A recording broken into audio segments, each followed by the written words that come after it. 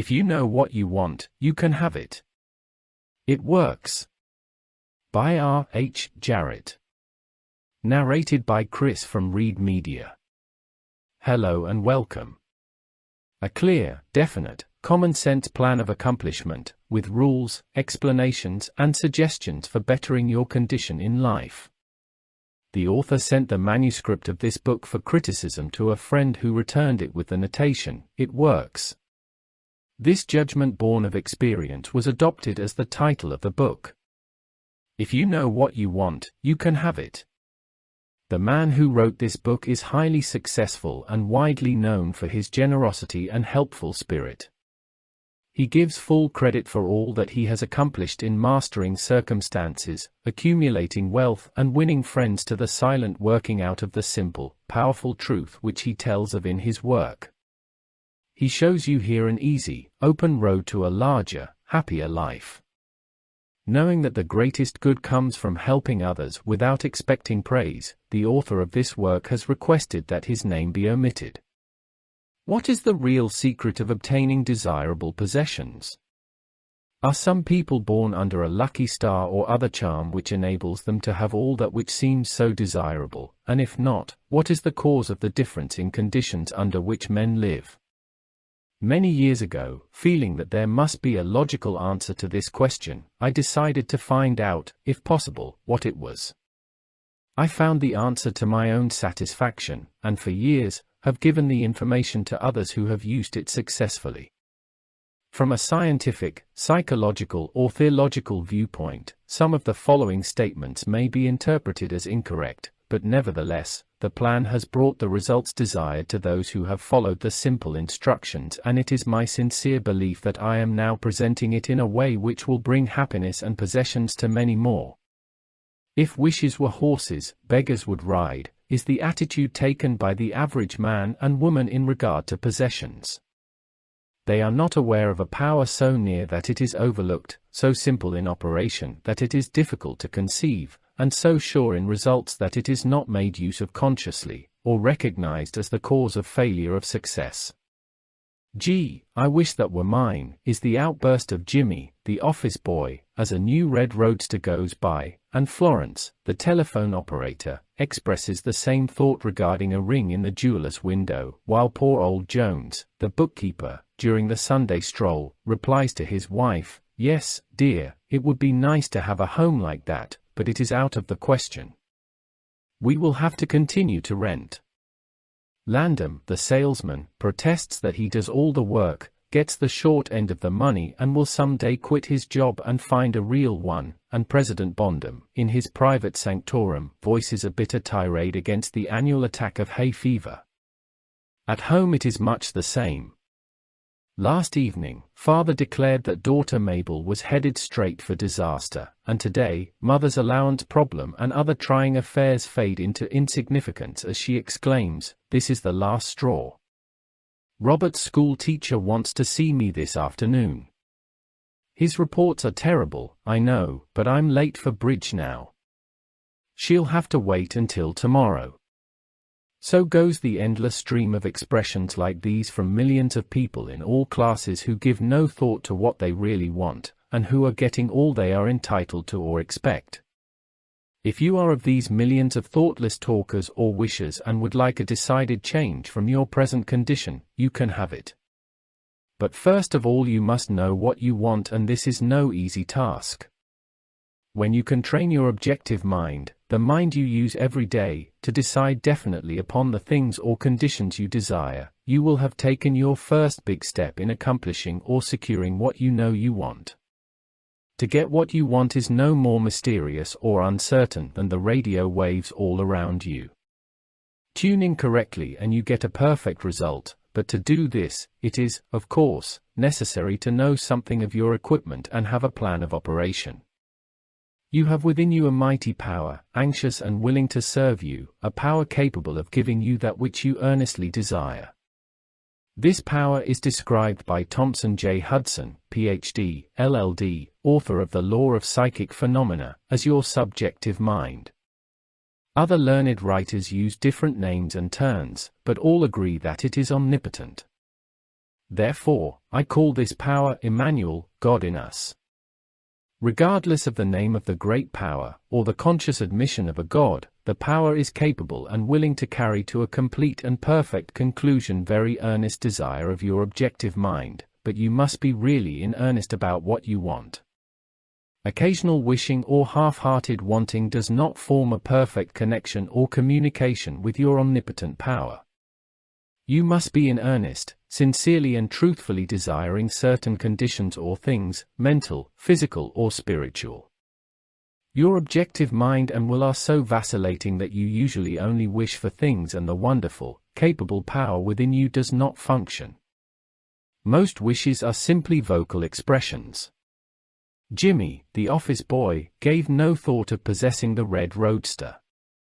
Landham, the salesman, was not thinking of any other job or even thinking at all. President Bondum knew he had hay fever and was expecting it. Father's business was quite successful and mother no doubt brought home first prize from the bridge party that day, but they had no fixed idea of what they really wanted their children to accomplish and were actually helping to bring about the unhappy conditions which existed. If you are in earnest about changing your present condition, here is a concise, definite, resultful plan, with rules, explanations and suggestions. The plan. Write down on paper in order of their importance the things and conditions you really want. Do not be afraid of wanting too much. Go the limit in writing down your wants. Change the list daily, adding to or taking from it, until you have it about right. Do not be discouraged on account of changes, as this is natural. There will always be changes and additions with accomplishments and increasing desires. 3 positive rules of accomplishment. 1. Read the list of what you want 3 times each day, morning, noon, and night. 2. Think of what you want as often as possible. 3. Do not talk to anyone about your plan except to the great power within you which will unfold to your objective mind the method of accomplishment. It is obvious that you cannot acquire faith at the start. Some of your desires, from all practical reasoning, may seem positively unattainable, but, nevertheless, write them down on your list in their proper place of importance to you. There is no need to analyze how this power within you is going to accomplish your desires. Such a procedure is as unnecessary as trying to figure out why a grain of corn placed in fertile soil shoots up a green stalk, blossoms and produces an ear of corn containing hundreds of grains, each capable of doing what the one grain did.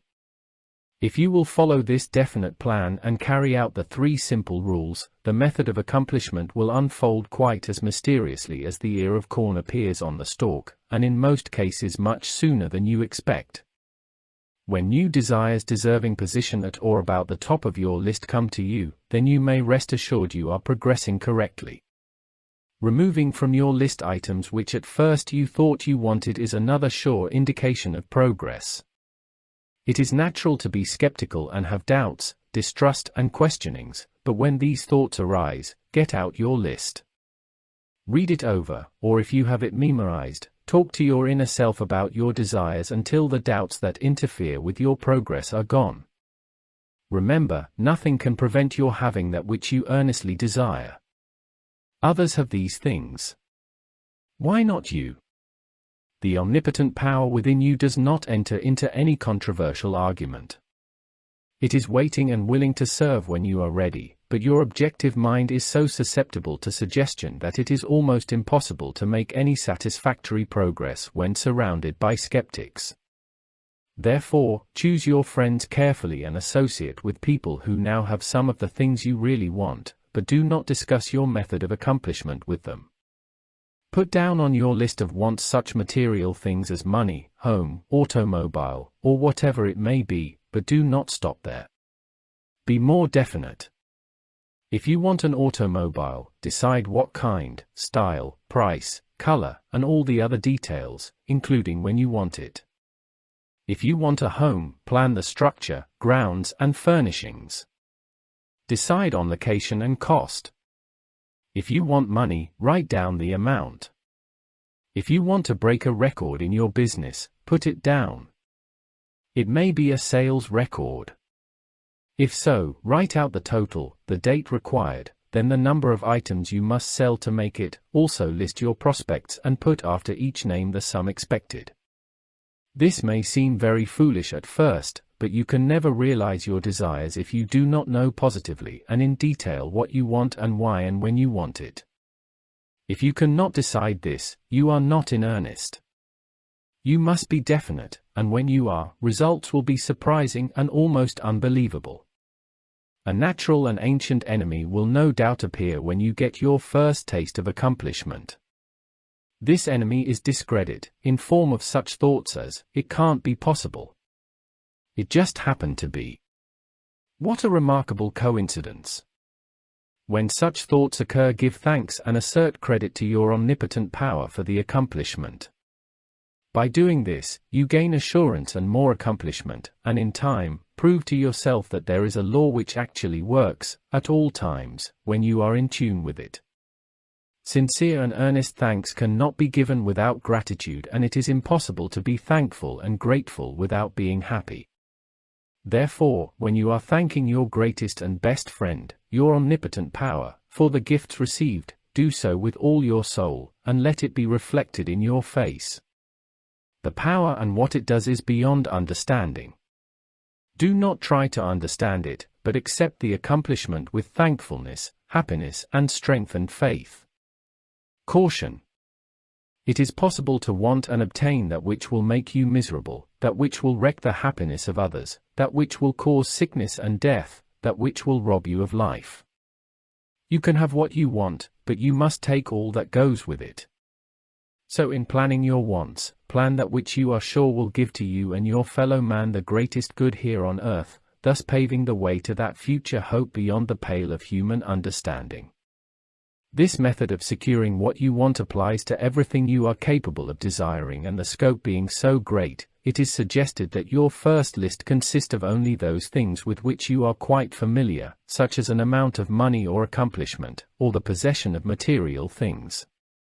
Such desires as these are more easily and quickly obtained than the discontinuance of fixed habits, the welfare of others, and the healing of mental or bodily ills. Accomplish the lesser things first.